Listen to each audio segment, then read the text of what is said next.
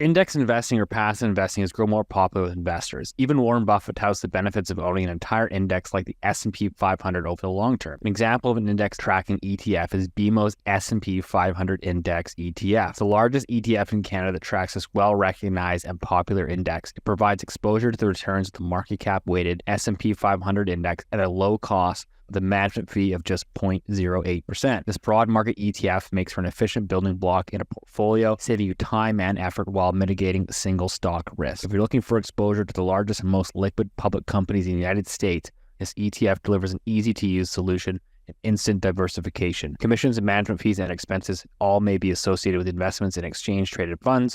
Please read the ETF facts or prospectus of the BMO ETFs before investing. Before we get started, I just want to remind everyone that this information discussed today is not intended to be or construed as investment advice. Please consult a professional advisor before putting a loonie in any of these financial markets. The dirty secret is that no one's ever going to get paid back. People have the shortest memories when it comes to investment. We just got to get Keith into Bitcoin. Hey, there's a bubble.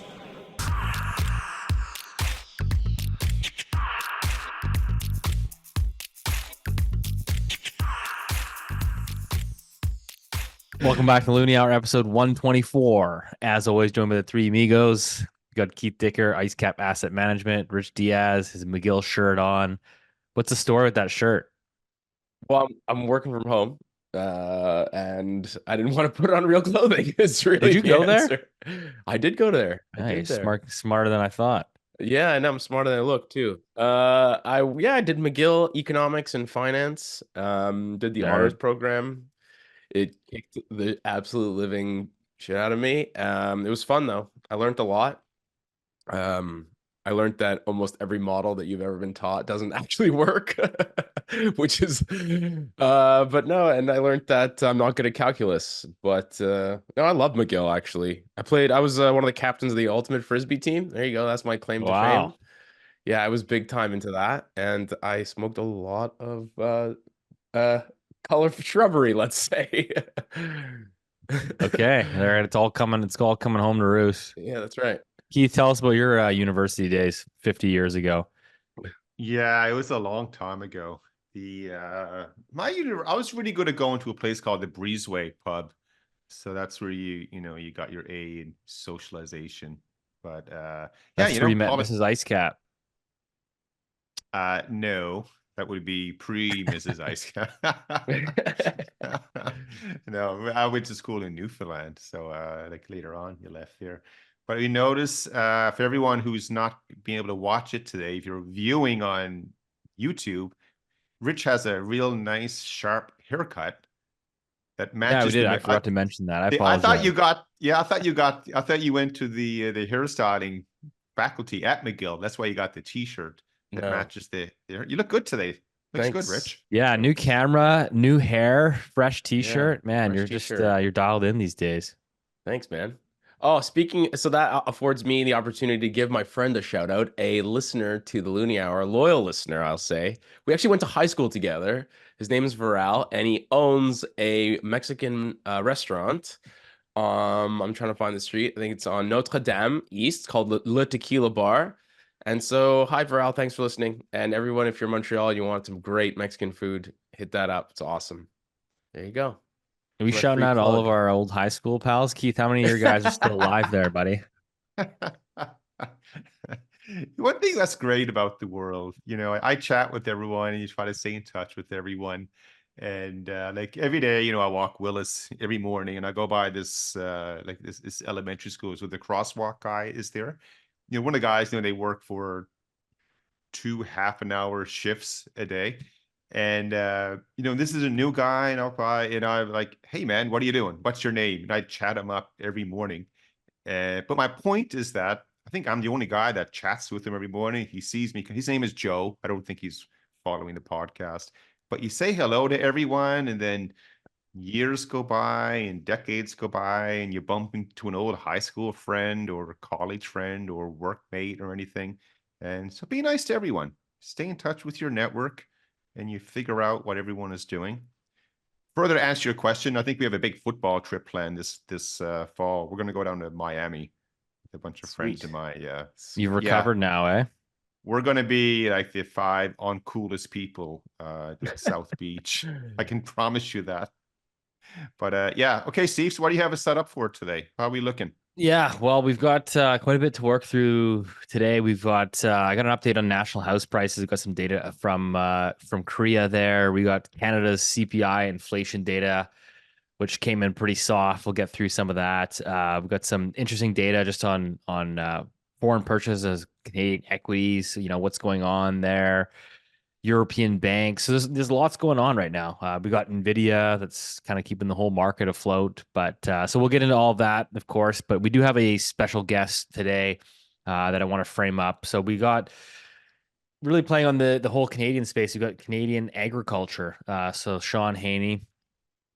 He runs a site called Real Agriculture. Also, basically, it is a Canadian podcast and radio show covering Canadian agriculture, which is big amongst the farming community. So we figured we'd get him on the show to enlighten us about what's happening in the world of Canadian agriculture, which plays such a vital part of this economy, and what's going on with carbon taxes, crop production, etc. So let's jump over to that interview right now with Shaun. Shaun, welcome to the show. Hey, it is great to be here. I've heard a lot about this podcast, and you guys are doing a great job. And it's great to be a guest. It's awesome. Yeah, well, we appreciate you coming on. Your name came up quite a bit when we reached out to our Loonie Hour community here about who to interview in the agricultural space. Someone that was educated, knew their stuff. So for those of you that are maybe not as familiar with you or your background, can you give us like a quick elevator pitch on kind of who you are, really, and what you do? Yeah, well, I'm somebody that always wanted to be in broadcasting. I wanted to be in sports, though. That clearly did not work out whatsoever. So I chose the niche of agriculture. I grew up on a mixed farm. We had a feed yard as well as a seed operation in southern Alberta. I had no intentions of going back to the farm, but still ended up there. It sort of sucked me and drugged me back in. And I started Real Agriculture as really a hobby. I was doing I was moonlighting and writing at night, and I kind of I started sending out a weekly email to 300 contacts I had in my phone, and it kind of just snowballed and really grew from there. Pretty soon I hired a video producer, and now I think we got about 13 staff across Canada. We're mainly focused on the Canadian prairies and Ontario as our main geographies for the website. In 2018, really kind of took the full plunge, and we sold what we had left of our seed operation and went media person full time. Host a daily radio show on Sirius XM, do a Saskatchewan radio or terrestrial radio show on Rolco on the weekends, write throughout the week, record podcasts, do videos. We kind of try to do as much as we can. And we, because of the Sirius XM component, we're talking to audiences across Canada as well as the US on a daily basis. So I have honestly one of the best jobs in agriculture because I get to see it through so many different angles and lenses. It's pretty cool. Yeah. And how do you go ahead, Keith? Well, yeah, you're spent some time in Saskatchewan as well. That we do cover Saskatchewan, yes. Yeah. Ever come across Warren? Warren is one of my friends out that way. Oh, Warren. man, ignore this guy. I know a Warren. I had one time where somebody said to me, "Hey, I was in Spokane, Washington," and they were like, "Oh, hey, do you know my friend John?" I don't know. Canada's a big place. Turned out I did know John. I played hockey with his brother. It was the weirdest thing. So yeah, it sometimes works out. John with the farm in Saskatchewan. Great guy. Yeah. What's your current view like on the general agricultural space in Canada? Would you quantify it as thriving? Is it going through complications? I mean, there's obviously a lot of policy decisions that are coming down the pipe as well. Just kind of curious your general view of it today. I know you have the sentiment index as well in the farming industry, so maybe if you want to kind of chat on that. Yeah, I would say how I would describe it as easily as possible is belt tightening. We're coming off a number of years here where basically since the fall of 21, where commodity prices were just they're like a hockey stick, right? And if you look at Southwest Ontario, where yields have been fairly good for those 3 harvests since that moment, farmers have done really well. And that's the reality of it. And they don't really want to brag about that and talk about it too much, but they have done fairly well, especially if you compare it to somebody like an entrepreneur that, say, owns a restaurant or a local hardware store. Farmers are doing a lot better, relatively speaking. What we have seen is the commodity market has really rolled over. If you were to pull up a chart of corn or soybeans or canola, spring wheat, you're going to see the same thing. It's going to be this big slide downwards. And at the same time, costs necessarily, they've retreated, but they necessarily haven't come down as much as the commodity prices have. And so I would say if you look at 24 right now, it's a lot of belt tightening. Farmers unsure about their margins, feeling a little bit worse about their current farm financial performance. And we saw that in our January intake of our Canadian Farmer Sentiment Index on a scale of 200. Farmers, I think they were like in an 87, which is, below 100, the neutral line. Also feeling negative about their future farm financial performance, in terms of how will my farm, how does it look financially out 12 months? Also negative. And maybe to kind of really set the perspective of where farmers' mindsets are. And I think there's some political overtones here to pushing this number lower. But when we ask farmers in the next 5 years, will we have widespread good times, widespread bad times? I think it came out like at a 44 and a 200. And so I think that really sets the stage for where farmers are right now. But I will say this, like I said, there's a lot of political overtones to that. Farmers not on the same page with the current federal government when it comes to a policy perspective. Yeah, I definitely want to get into that. I have a question for you, Shaun. With I read the report from January that came out, but maybe to help everyone appreciate a bit more, and myself as well. How far back does this survey go? So for example, I think you mentioned the expectation going forward is like 44 or 45. I think you said then. Next 5 years.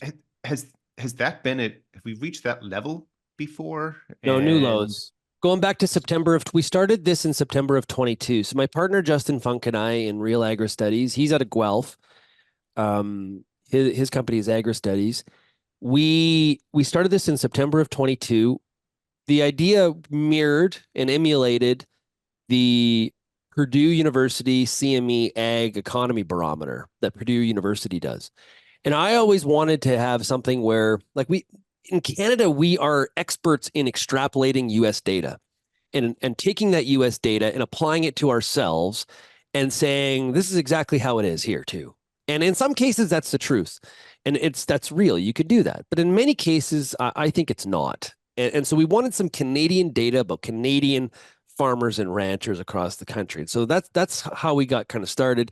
What we're seeing in current farm financial performance, future farm financial performance, overall outlook for the ag economy, next year to 5 years, it's record lows since September of 22 across the board. And the real trend that you see is the highs were January of 23. So going back a year ago at this time, farmers were optimistic. Those numbers were above 100 on farm financial performance, and now they're in the negative. And basically it's following that commodity market downwards, right? If you overlaid those two things, that's what you would see. Is they're tracking very, very closely to each other. And are these, a lot of these Canadian farmers, are they as levered as everybody else in Canada in terms of, interest rates? And, is that impacting a lot of these farms? I mean, I'm just genuinely curious, is this how this is impacting the farming industry? Well, there's a lot of farm debt out there. If you look at the book for Farm Credit Canada, it's a substantial amount of money. RBC Rural Bank is another that has a substantial amount of money borrowed to Canadian agriculture, just to name, two of them.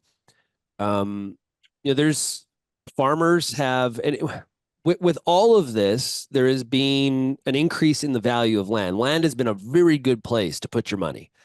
And farmers have known this for the past 20 plus years as they've seen land values increase substantially across different parts of the country. People have borrowed on the increasing value of the land in order to buy more because it's a really, really good investment, especially at a time where interest rates were historically low over a long period of time. And everybody remembers the 80s. A lot of my audience references it all the time. But that's a long time ago. And we've been living in this low interest rate environment. I think what we have seen with interest rates going up from our surveying is farmers not feeling that the interest rates are necessarily really, really impacting them today. But as they start to renew mortgages and they start to, maybe look at buying that piece of equipment, it's like, whoa, what is the interest cost? Right? There's that. And we're seeing kind of the same sort of thing happening in the residential housing market as well. So I think some of the real hurt financially is yet to come when it comes to some of those interest costs. But yeah, there's a lot of farm debt out there. And even in places where you wouldn't think, like we talk a lot about, supply management and dairy, when I talk to people in that sector, they are highly levered, highly levered, even though there's steady cash flow that's always coming in. So yeah, agriculture is not, there's not a lot of debt-free operations out there. Shaun, can I ask you a question, just like related to interest rates? And I guess you mentioned investments in new equipment. One of the things I've noticed, and maybe erroneously, but one of the things I've noticed is the kind of adoption of tech, in the farming industry. And we think when we think of tech, we think of AI and computers. No one ever thinks about it in engineering in terms or in energy space. But what I've seen is a huge adoption of technology especially for large farms. Can you just touch on that and how much of a, wouldn't say revolution, maybe that's too strong, but has there been a change in farmers' sort of willingness or likelihood of adopting that? So the huge adoption of tech. Okay. And can you explain sort of what that might mean in your world? So, and I don't think it's a change. I think it's been there. I think the types of tech that people are adopting on the farm, that has changed. But when new technologies come out, especially in the quest to find efficiency, right? Technology related to efficiency and productivity. And if there is a clear path to determining there's an ROI to this, not like, hey, this is really cool tech. That would be awesome if I could have that. Like, look at the size of that monitor. That's amazing. Not that kind of stuff, but like tech where it's like, hey, that actually did save me time, money per acre, whatever calculation you want to do. Farmers have shown that they're definitely willing to adopt. I actually think this is one of the reasons, or one of the mistakes the federal government's made in some of their climate initiatives is they've led with, farmers should do this because of the ideological piece of it, and not led with like, hey, actually, if you adopted this tech, it's actually increasing your productivity, it's increasing your ROI, and the side benefit is actually good for the environment. But the feds have not been capable of phrasing it that way. One of the examples that comes to mind all the time is things like no-till, where we're putting a seed in the ground without disturbing the soil, or as minimally as possible. It reduced things like soil erosion due to wind or to drought. You think about some of the like tech in the sense of, you mentioned AI, scripting of fertilizer rates, people even doing variable seeding. Like some of the tech on farms is really, really insane and blows you away in comparison to even where we were like 5, 10, never mind like 25 years ago, right? Like I was at Agritechnica in Germany in November, and which is like the largest farm show. They have every 2 years. It's the largest farm show in the world. There's like 500,000 people that go over the course of a week, people from all around the world. And the amount of robotics and autonomy is just, it blows you away. And some of it's kind of futuristic, but a lot of it is like now. And in that example of autonomy, it sounds really cool, but there's also a component where it deals with the fact that we have a huge labor shortage in agriculture. Yeah, that's right. Can't find labor. And so I think like one of the major solutions is not like, yeah, we can try to attract more people in, but that's a competitive, look at the unemployment rate. It's a super, super competitive environment, especially as Canada potentially backs off immigration. That's not going to actually help. We heard the immigration minister say a couple weeks ago that they think Canada is too dependent on temporary foreign workers, which is like ridiculous from the standpoint of agriculture. That's like, oh boy, you don't get the problem. I think the industry is going to have to really double down and triple down when it comes to trying to incorporate autonomy and robotics and things like that. No different than an auto plant has, if you look at it over the last 25 years. Yeah. What about temporary foreign workers? On how prevalent are they in the agricultural space? Oh, very. I don't have the numbers at the tip of my tongue, but if you look at in the fruit and vegetable industry, you look at like mushroom farms in Ontario, vineyards, the packing plant industry, they're needed. They're a requirement.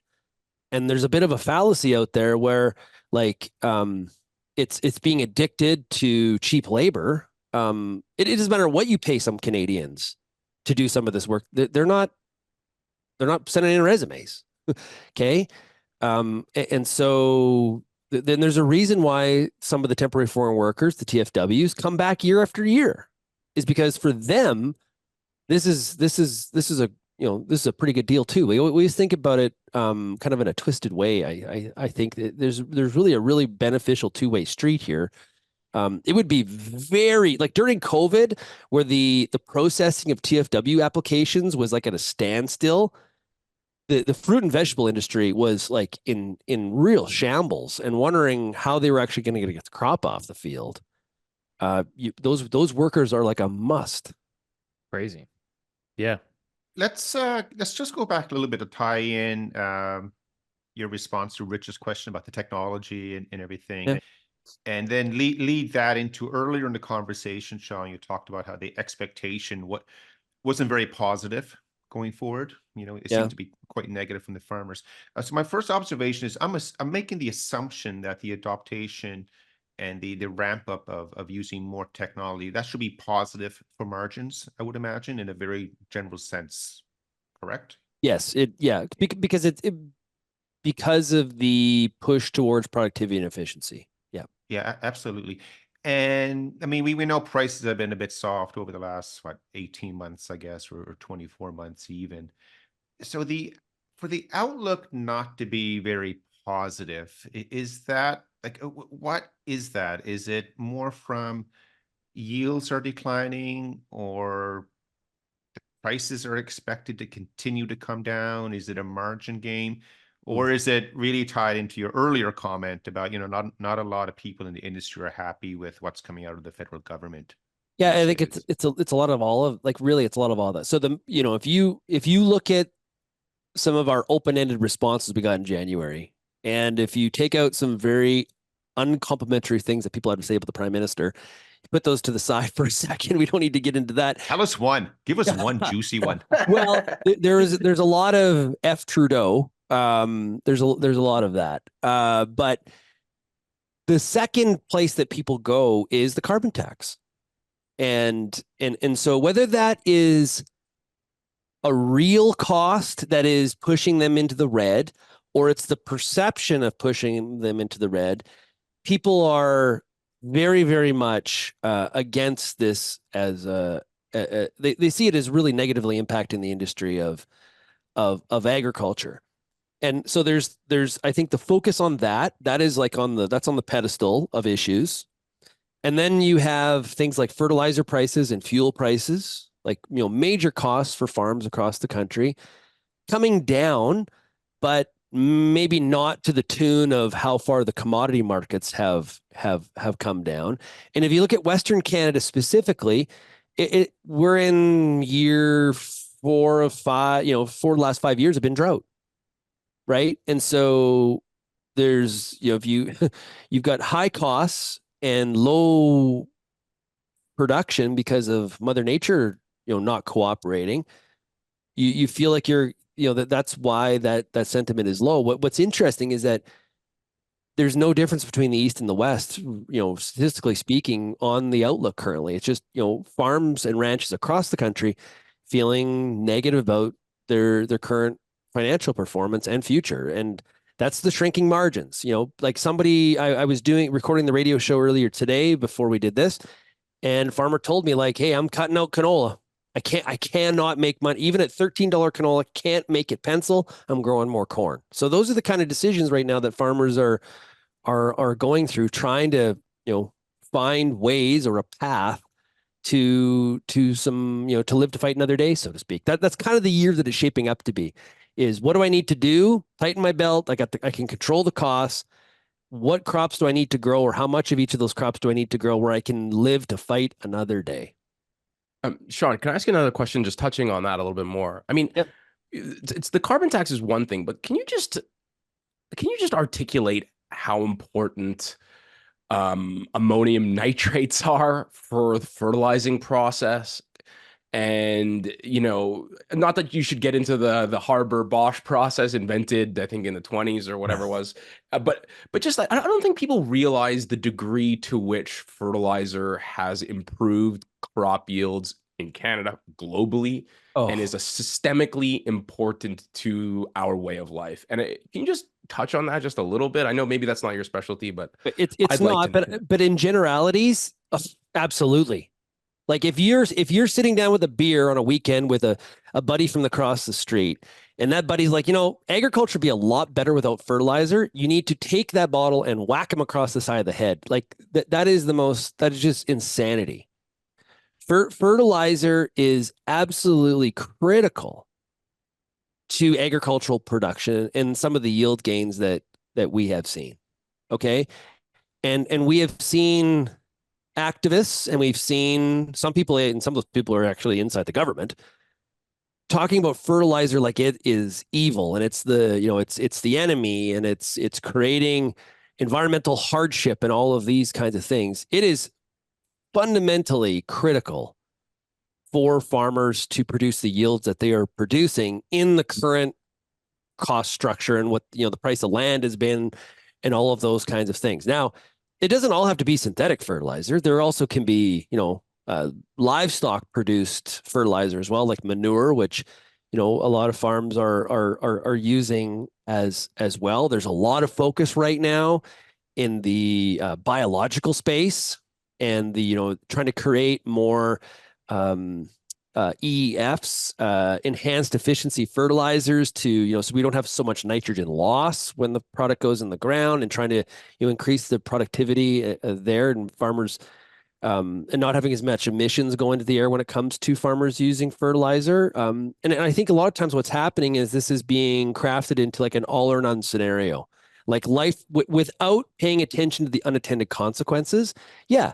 If all of a sudden we said tomorrow you can't use fertilizer, our emissions would be lower, but there would be like this list of huge unintended consequences. Exactly. I would imagine the price of everything is going to go what, 1x, 2x, 3x. Oh, it would be a disaster. Shaun, fertilizer is expensive, yes? It is very. Yeah. And when we talk about technology and efficiency gains and margin pressure that these farmers are under, do these farmers waste fertilizer? Well, that's the so exactly. That's what farmers say to me all the time. It's like, with how expensive it is, you think I'm just gonna be like a recreational fertilizer? Like I'm just gonna go up there and just sort of like, hey, love spreading fertilizer. It's the same. It's the same when we get into comments about herbicides and pesticides, where there's this narrative that farmers are overdoing it. They're spraying these crops because some multinational company has their thumb on them and is forcing them to do it. Well, come on, let's think about this. These farmers are running a business, and they're not using more fertilizer than they have to, or they've determined that they need to.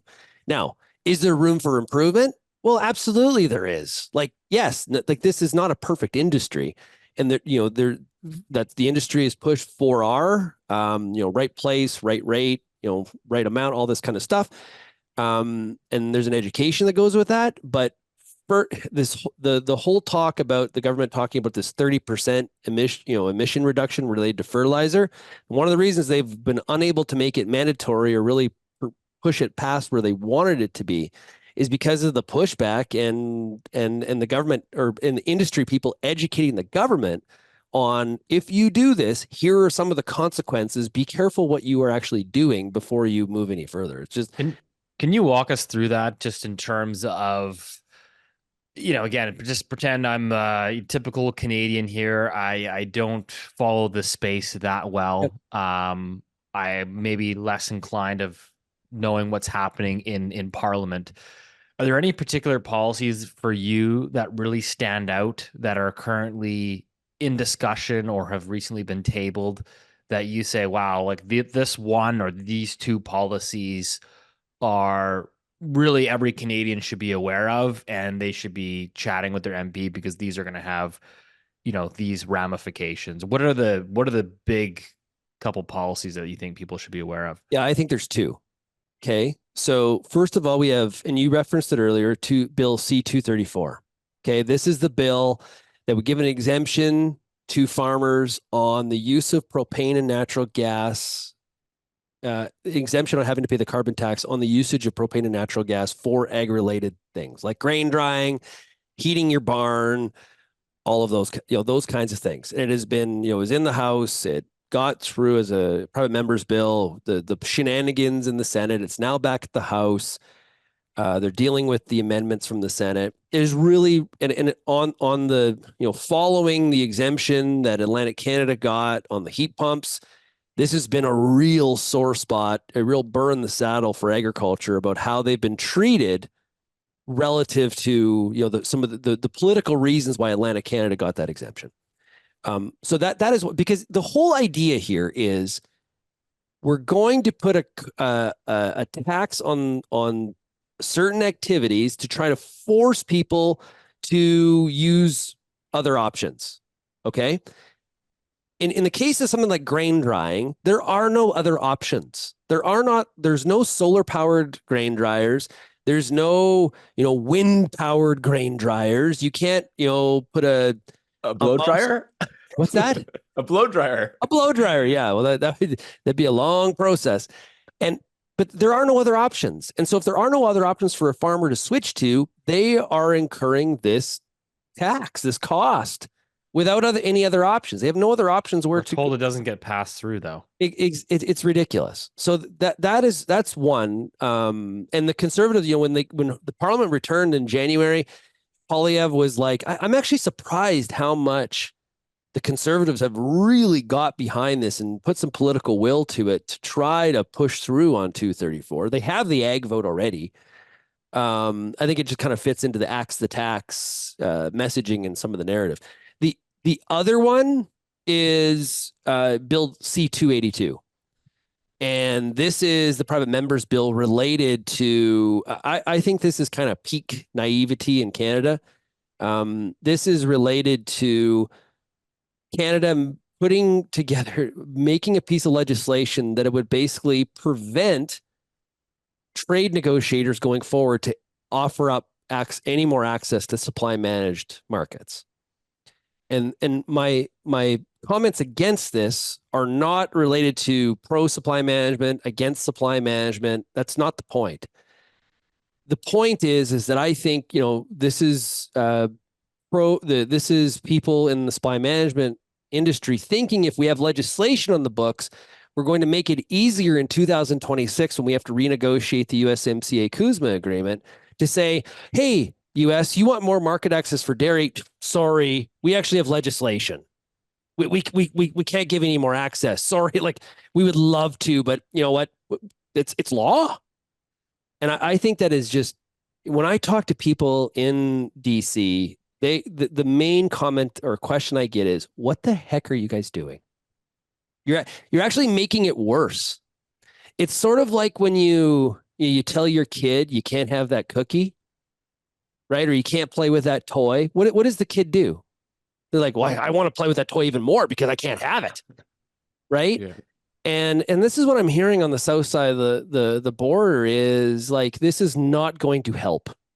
This is actually going to make people come in with much more vigor to get the access that you say they can't get. And I just think it's the wrong way for Canada to approach the trade negotiation. One more question for you. I love this conversation, by the way. Can you talk a little bit about from what I see and hear and read, is a lot of protests taking place over in Europe from Yeah. the farming industry. And what the Canadian industry, what they think of that, and if there are any parallels or anything that we should be aware of that's happening in Europe that could potentially drive our market over here. When the European farmer decides to protest, they pedal down, don't they? They're good. They're good. Like some of the videos of spreading manure on like government like whoa, like Canadians will protest, but Europe goes like 0 to 100 very fast. The French are very good at protesting, though, to be fair. They are. Yeah.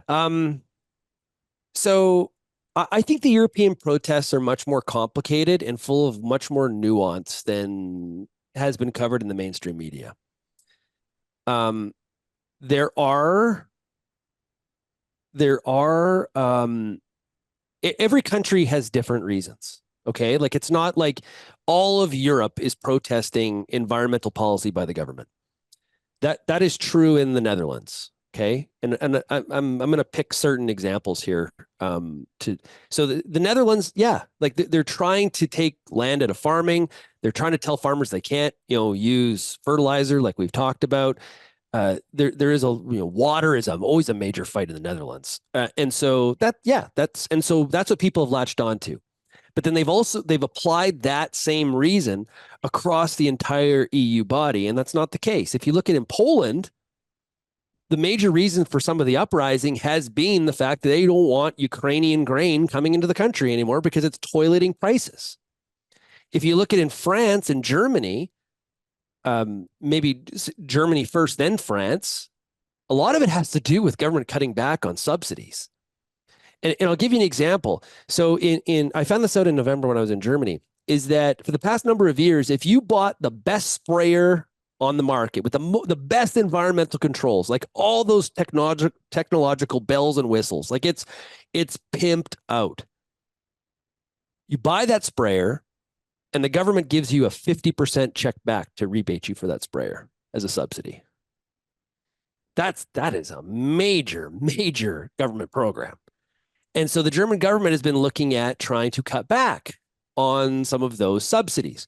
That's what those farmers were protesting against initially.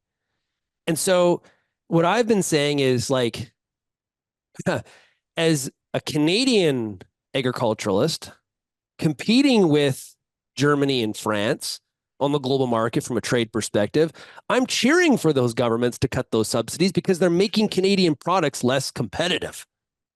So what we've seen in some of the countries is different than the others, but it's been that there's a little bit too much nuance for some of the nightly news, and so some of that has been covered as well. I think what we have seen is that farmers really do feel that they're under pressure, as we have seen. I think that's the common thread, no matter what the reason is or what's enabled them to go out and protest. Farmers really in the US and Canada and in Europe are really seeing pricing pressure that is squeezing those margins. And let's be honest, it has been governments in all of those areas have always looked at losing farmers as a negative, more so than other industries. Like right? So if we started to lose, do we ever talk about like losing hairdressing businesses, or do we ever talk about bakery? Realtors. What's that? Too many of them. Too many realtors. Right. We don't talk about that, but we're like, oh, we're losing farmers. Like and so farmers know that, and that's trying to push the government. That's why they're doing the protesting, is to try to get that government support. And so it's just want to contextualize, like, so one of those fancy, machines is what, $500,000? $1 million euros? Well, like a combine would, the new X9 or the new New Holland combine they unveiled in Germany is like 1.3 million. Okay. Just because I think when you say like farm equipment, people have like a, Bingo was his name-o, like John Deere lawnmower. Yeah, exactly. They think it's a lawnmower. These are sophisticated pieces of equipment with computers and all GPS and all kinds of shit. Yeah. Yes. This has got more computerization, like, well, your car does too, than Yeah. stuff that we used to send to the moon. Yeah. Okay. But they're not as sophisticated as the Arrive Can app and things like that.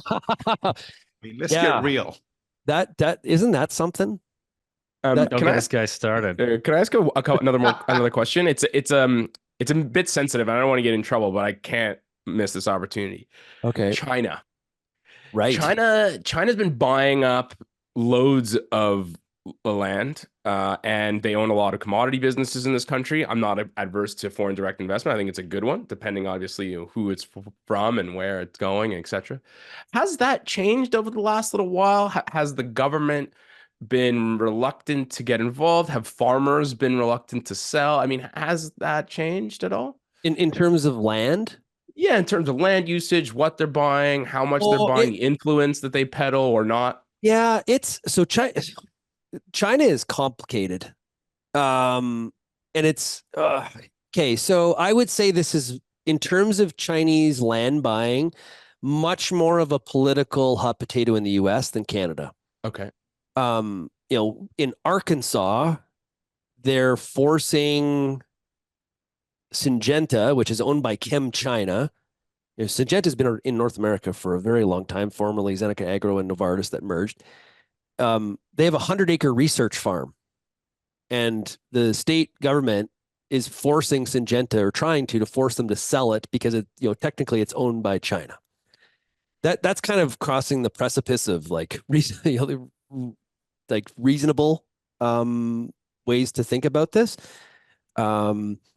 But in Canada, I would say that we don't talk as much about the land buying. I think there's a little bit more anger towards Ontario pension, or the teachers' pension fund, in terms of buying land.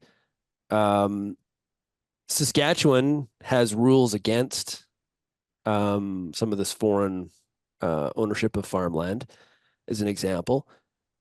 I think one of the hot potatoes for Canada related to China is being against the way that China, some of the things that China does on the world stage from a political standpoint, what they believe in, but also it being such an important export customer. Yeah, that's right. And it's there's the rub, right? There's the rub. Yeah, right. And so, and Canada's different than the US. The US can say a lot of stuff about China. Whether you're Democrat or you're Republican, you can talk shit about China because you're the largest economy in the world. And they're, just as much as China is very important to the US, it's vice versa as well. Canada's not in that, does not have that ability, because we are not the largest economy in the world. And a lot of our strategy related to China has been, on the back of the US to assist us. And we saw how that all went down with the two Michaels and the Huawei CFO. But I think this is going to be interesting for if Poilievre wins the election. This is going to be interesting. There's going to be a lot of internal we need to be tough on China, way tougher than Trudeau was, because he was wishy-washy. Nobody actually really knew what he thought about China, or how they should be from a foreign policy standpoint. But you can only talk so tough on China because you don't want to also hurt the export potential. So it's a real fine line that I'm going to watch with interest to see what changes when there is a conservative government. So speaking of that, as we get close to wrapping up here, I want to be respectful of your time, but is there two things, I'm kind of curious, in your opinion, what is the biggest bright spot in Canadian agriculture? What are you most optimistic on? And then on the flip side, what are you most concerned about? What do you think we need to be watching incredibly closely, or shifting gears on? What I'm most concerned about is our willingness to do what we need to in order to seize what the opportunity would be. I think in Canada, there's this, I'm really interested in this, is Oh, that's just Canada. Like in terms of like our attitudes and our behaviors, like we sort of have, we know that we have this vast amount of land. We know that we have this vast amount of resources, oil and gas, agricultural. We have, access to both oceans on each side of us. Like the opportunity from a trade perspective is immense. And also the ability to potentially have significant domestic processing to actually be exporting higher value products, not just raw commodities. Preach. What's that? Preach. Okay. Well, I've struck a nerve. The reality is, though, do we actually have the will to seize that opportunity? And when I talk to people at some of the Canadian think tanks that look at our trade infrastructure, they say, we do not have a strategic plan when it comes to trade infrastructure. We talk about shovel-ready projects. That's like just because it's shovel-ready doesn't mean it's strategic. The transportation minister it was Guilbeault last week, the minister at ECCC, saying we're good on federal roads. What? Like, have you guys noticed that as Trudeau's fallen in the polls, the Guilbeault just says the more and more stupider shit? Like, Oh yeah, we've been following very closely on this show. Okay. Well, so that's my concern is our willingness to really, really invest in research, to commercialize that research. Because this is what I'm hearing from the research community as well, is that, Canada's an idea place. We got a lot of ideas. And but the trouble is we get an idea and maybe we have something that would be a strategic advantage for Canada. And then Canada is incompetent when it comes to the actual commercialization of those ideas. And then we head south or we head to Europe or, and those things aren't happening in Canada. So I think it's my biggest concern is from outside of agriculture, but many different industries, is our ability to really want and do the things we need to do to be the economic driver and the leader that we could be. Because I think that there's a gap. I think it's a good spot. Any bright spots that you think we're doing a good job on? Oh, I kind of a minor one, but I think our current focus on the Indo-Pacific region is I think very, very important. This week, Minister Macaulay for Agriculture and Agri-Food was in Manila, where they're opening that new office with people on the ground. I think this is for a long time, and naturally so, because we're adjacent to the U.S. It's like we have the greatest geographical strategy ever when it comes to trade, right? And we've learned we're not saying we're not going to do business with the U.S. We're always going to do business with the U.S. I think with the U.S. But we need to diversify that portfolio and focusing on countries like the Philippines, like India, like Vietnam, South Korea, very, very important. And so I think, that opening up that office is just one example of the Indo-Pacific's a big opportunity for Canada.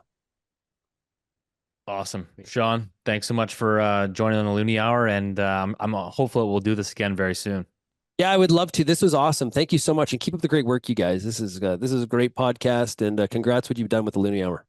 Thanks again, Shaun. It was a great interview with Shaun there. If anyone wants to learn more about that space, check out his website, realagriculture.com. There'll be some more information in the show notes as well. And hopefully we'll have him on the show again soon, because I think the natural resource sector is very important here in Canada, of course. One thing you learn from the conversation with Shaun is that even though the farming industry, they have all the manure, you realize from the conversation that Ottawa is the one that's full of shit. Zinger. There it Oh is. God, that was terrible. Well, come on, Rich. Come on.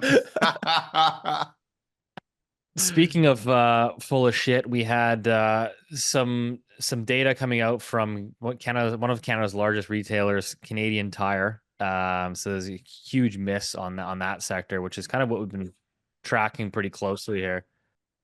So Canadian consumer, big box retailer, Canadian Tire, my favorite store, reported a 67% decline in net income for the quarter, which included the busy holiday shopping season. there was an interesting quote from their CEO, Greg Hicks. And he says, even with significantly deeper discounts, we aren't seeing incremental demand materialize if the intent of restrictive monetary policy was to curb consumer demand and slow the consumer economy. We would certainly say the policy is working. So he actually used the word monetary policy. He did, yeah. He's also looking for rate cut. A lot of people asking for rate cuts right now. Everyone is, but in a way, if you think about it, the objective with tightening monetary policy, raising rates, is making it more difficult for households and, well, not governments because they'll spend anyway, but for people to spend less. And, you know, we don't like it, but this is a good bottom-up example where it is working. You want to look at it that way. Yeah, and then we had in the same time we have Canadian retail sales. So we have an advanced estimate for January, which, keep in mind, this is definitely subject to revision. The advanced estimate from Stats Canada showing Canadian retail sales dropping 0.4% in a sharp spending pullback. So I think we're starting to see. Well, I don't know if it's starting. I think it's been going on for a while. Rich, you've obviously flagged retail sales on a per capita basis, just not good in Canada. Yeah, that's what happens when you have a sort of balance sheet recession. I think a lot of the times we've talked a lot about sort of the very high debt levels, and that doesn't normally matter so much unless you have a housing bubble, which sort of hoovers up a lot of that capital. But also, we've talked a lot about debt service ratios. And those debt service ratios, again, for some of our longtime listeners, I went over this sort of how much debt, how much it costs to service the debt relative to your disposable income.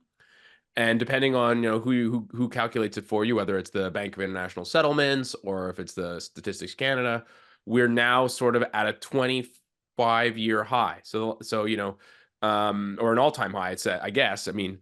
I guess it's, yeah. So, and then, so, you know, according to the Statistics Canada, household debt service ratios are basically just over 15%. And the lion's share of that jump is from interest rates. Because remember, in Canada, we borrow at the short end of the curve. So that spike in the overnight rate has directly led to much higher debt servicing costs. And that affects people's disposable income, what they're spending on. And that's why those bottom up sort of examples, although they're not perfect, naturally, Canadian Tire, you know, I'm sure has other reasons why it may or may not be doing well, but clearly it shows. I like Canadian Tire. I know you don't like Canadian Tire. I like Canadian Tire. I like that you can walk around and play with a hockey stick while you're shopping. I think that's one of the key marketing points. But anyway, the point is really that the bottom up sort of is marrying the top down, to steal a key phrase. But well, it's kind of interesting because I think, like, you're seeing, obviously, you know, the debt servicing ratio, the softness in retail sales, and I feel like that's now sort of filtering through this sort of consumer weakness, as you call it, balance sheet recession, is seemingly filtering through into the inflation data, because we had, you know, while last week we had this, you know, robust, strong, sticky inflation in the US, that certainly wasn't the case this week in Canada. You know, headline inflation was expected to come in at 3.4 in January. It softened to 2.9. So, you know, a pretty big miss. You know, core inflation is showing, you know, while it's still elevated, it's showing some signs of easing as well. So the Bank of Canada's two preferred core inflation measures both decelerated, averaging 3.35% from a downwardly revised 3.6 a month earlier. So it feels like the inflation story in Canada is certainly not as prevalent as it is in the US. Yeah, no, So definitely not. Oh, sorry, go ahead. Yeah, so what's great now though is that if you're sitting at the Bank of Canada, you're saying, hey, it's finally happening. And they'll attribute to rates rising and all that stuff. Maybe it's just the cycle, that's the way things are moving here. But the other really interesting thing is that we've gone from November, December, where everyone's expecting central banks around the world to chop rates in half, to be dramatic, from 5 down to 2.5, something like that. And now a couple of months later, with the Americans, they're talking about, hey, their next move might actually be a hike. the New Zealand, they're talking about hiking as well. And the challenge we have in Canada is that, I know the mindset, everyone has the mortgage renewal coming up and all that stuff. Uh, Even though our data is getting softer, we shouldn't have the expectation that we're going to go back to this extreme world of, hey, we're cutting rates dramatically again. Because if we do that and the Americans stay where they are or raise rates, the Canadian dollar will come down, 10%, 12 or more. And then what happens to inflation again, Rich, with that? It will go back up. Yeah, it goes Do you want back up. Yeah, to that point, Keith, there was an interesting note from a TD economist this week, and so he says the inflation problem in Canada is mostly a shelter issue. To which he says, 30% of the shelter basket or CPI basket is shelter, and so they note that TD is expecting shelter inflation to run at an average of 6% this year, which means getting headline inflation back to the Bank of Canada's 2% target will be all but impossible. So he says the rest of the inflation basket must have close to zero price growth for the Bank of Canada to get inflation down to 2%, which he says, of course, is highly unlikely outside of a significant recession. So, Wait, I want to jump in there. I want to jump in. Number one, get he's in there. obviously listening to our early episodes of the Loonie Hour. So I'm going to just give us some props for that because we literally went over that math. It's basically linear algebra. So we went over that math early on. But I think the other thing that I think we should just be careful about is the creeping prices of energy, which I know that there's core and there's headline and core excludes food and energy. But we're starting to see oil prices just tick back higher now. And one of the main contributors is air transport. That was one of the monthly contributors was air transport, tours, and other transportation.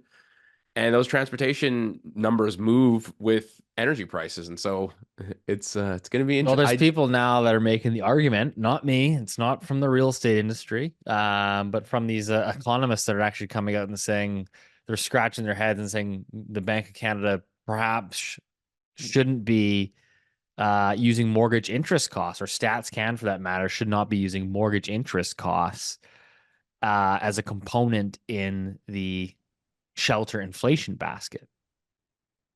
What? So, and it's not me saying this. This is now people are saying, well, this doesn't make sense. Apparently, Rich, correct me if I'm wrong, that mortgage interest costs are not calculated in other CPI baskets in, like, for example, the US. I mean, sorry, I know, Keith, you want to jump in, but just quickly, there's like 20 different types of CPI baskets. And so, and I'm to give Tiff Macklin and my favorite Carolyn Rogers a little bit of credit here. They're not just looking at one number and making you their have entire... a favorite central banker? And it's not even the lead central banker? Oh, Carolyn Rogers. I like her style. That's deep. That's his next date. That's deep, Rich. That's really deep. Like, let's give these people some credit. There's the preferred measures. There's the common, median, trim. They exclude this. They exclude that. The fact that one of them includes mortgage interest costs and they're harping on this is dumb. They obviously look at a multitude of different ones. So sorry, Keith, please. And that is accurate. And as well, though, it's irrelevant how they measure inflation, right? I mean, I know that's not technically correct, but the point is, if the cost of housing, whether it's what we're purchasing it or we're renting, all that stuff, it's still part of our everyday expenses as a household, as a family. So just because, an entity, they decide not to include a component in the inflation calculation, determine whether it's rising or not, we're still paying for it. Yeah. Do you know what I mean? Like it's because what's the one of the data points that one of the Americans came out with? Is it called true inflation or true inflation, something like that, right? And people say, well, the real rate of inflation, it's 12%, right? It's not 2.5%, and they should measure it at that rate. And I say, well, yeah, you're absolutely correct, but I don't think it's going to matter on what the policy will be. It's kind of like using what is on this spreadsheet, goal seek, try to figure out what the input numbers should be. So, but in the bottom line with Canada right now, retail sales are slowing, inflation is slowing, the economy is slowing, per capita data points are not that positive. Like we are on this slippery slope, and yeah, hope is an awesome strategy, in Star Wars and things. But I'm telling you, if we fall into a recession, it's going to create havoc on Bay Street. It's going to rip the soul right out of Canada if that happens. So let's continue to watch the data here, Steve. Make sure that doesn't happen. Well, yeah, there's still, like I said, there's a growing chorus calling for rate cuts in Canada. So we had, of course, the CEO of Canadian Tire commenting on monetary policy. We had the housing minister last week commenting on monetary policy, saying, rates need to get down so they can make more construction projects feasible once again. And then we had Prime Minister JT and the premier here of BC, David Eby, did a joint press conference this week, both chiming in on monetary policy, which is highly unusual and perhaps not overly wise. But anyways, some comments here from JT. He says, quote, "We're optimistic that the Bank of Canada will start bringing down interest rates sometime this year, hopefully sooner rather than later, but that's their decision to make."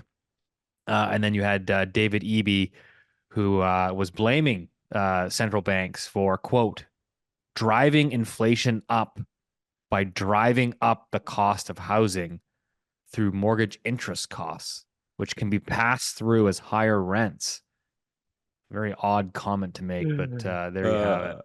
What a shameless, I don't know what that guy, what a shill. The rents are up because population growth is at a 40-year high, as demonstrated by the Bank of Canada's monetary policy report. The BC government also has rent controls. You can't even raise the rent unless a tenant leaves. It's true, but vacancy rates are down. But just in the interest of fairness, Keith, it's not all bad. One thing I thought was interesting was the Bloomberg economic mood indicator for Canada is actually rising. That's like 4 weeks in a row now. So I don't know who they're surveying. Economic mood indicator? Yeah, it's a consumer confidence indicator. The housing one, I think, is up too. Yeah. That one's actually, honestly, historically has been actually a pretty decent indicator of turning points. Yeah. And then, like I said, let's see. I mean, what we need as an economy is we need it to stay flat. But let's look around the world again real quick. Yeah. Let's go to Germany very, very quickly. We mentioned last week that several of the German banks are starting to feel the effect of the American commercial real estate market, coming off wheels. Everyone looks at the stock market all the time to try to gauge the health of something, but I like to look at the bond market. But one of the you don't look at NVIDIA? NVIDIA, that just goes straight up. That's not even a chart, it's like a blast off. But more on a more serious, but it's interesting because that's attracting all the attention, today, of course. But if you look at one of the bond issuance from this German bank, most bonds will mature at 100, for example, and the price will deviate around 100 the whole time. This bond has gone down to 60 cents. So the bond has declined by 40% for a bank. That ain't good. That's a sign of some serious manure going on, right? And then, see that, Rich? I kept the farming theme. Yeah, cool. It smells. Yeah, you're into it as well. What do you think, Steve? What would you add on to that? Yeah, that joke smells. Kind of the same. But the German Finman, their office came out, and they've downgraded their official forecast for German economic growth for 24 from 1.3% down to 0.2, which is, they're calling for a soft landing. Notice they never call for a recession. No one's ever estimated. Yeah, no one's ever forecast that's happening. But again, we have that happening, and in Europe, the China story, the Chinese story continues over this last week as well. But that caught my attention, Steve, what was happening in Germany. I think it's just kind of curious your guys' thoughts, because I feel like it's just kind of there's this overarching theme that's developing on the Loonie Hour, which is the U.S. is seemingly holding up the rest of the world right now. right? Like I think you can make a decent argument for rate cuts in Canada and parts of Europe and, Rich, perhaps the UK there. And it just feels like the US, and you've got Larry Summers out, right? As Keith, you mentioned now saying, well, maybe the next move, maybe it should be a rate hike, not a rate cut. And so, like, are we potentially entering this scenario where the US is not cutting, but everybody else is wanting to or starting to? And what does that do in the FX markets? Keith, this one's You're for asking you. me? You This one's sleeping? for- Are you You're the sleeping FX there? guy. I thought it was so easy. I didn't think I need to answer that one. Oh, okay. It's- Big man. Well, Keith, I know you're no, but yeah, you're but a to be noted fair, you're a though, noted US dollar bull. yes, correct. So present your bull Yeah. case here. I mean, just traditional like academic books, people look at interest rate differentials and stuff like that. So in this scenario, if the Yanks are raising rates and everyone else is either not raising or cutting, by default, that the dollar goes higher, right? I think though the reason it goes higher, it's not for that reason. It's because we are going to experience a severe financial crisis of some sort coming from somewhere else, and then that just drives more money into the dollar or the treasury market, for safety and liquidity. That's the world that we're looking at. And again, you just look at the volatility we had with rate expectations over the last 3 months. Think about, we're going from the Fed cutting by, again, just being dramatic, by 1.5% to now there's whispers now they're going to raise rates. That's in a 2-month period. I would imagine once we get into the spring, we're going to have a pretty good idea of which economies are going in which direction. And I think we're going to see even more swings in markets, which will not necessarily the equity world, but in the FX world and the bond market as well. Like this is exciting times. Like it really is. It's a great opportunity, to experience something different. Rich? Well, the only thing I just want to add quickly is we mentioned it 3 weeks ago, and it's just something people should just watch, is not only the rate cut expectations, which, as Keith said, are sort of melting away, but just that inflation piece. I mean, what's really fun is in our job is there's certain times where like no one really knows what to look at or what series is most important or what data points like crucial. But I think going forward, it's gonna all triangulate on the CPI number that's gonna keep going. And the other thing I think is really important is the labor market, which to your point, Steve, has been those two things. If you get decent inflation print out of the US and the labor market in the US just holds up, because remember, the deficit spending is completely insane relative to where we are in the labor market cycle. It's a chart we showed last week on Loonie Hour. But if you have just those two things carry on, there's a case to be made that they can't cut at all. And this year before an election, and then that starts to get messy. And yeah, it's going to be interesting, I think, going forward. Well, think about this Canadian Tire guy, he's stressed out right now. I mean, I dial it back to nearly 60% of Canadians with a mortgage haven't even seen a payment increase yet. That's true.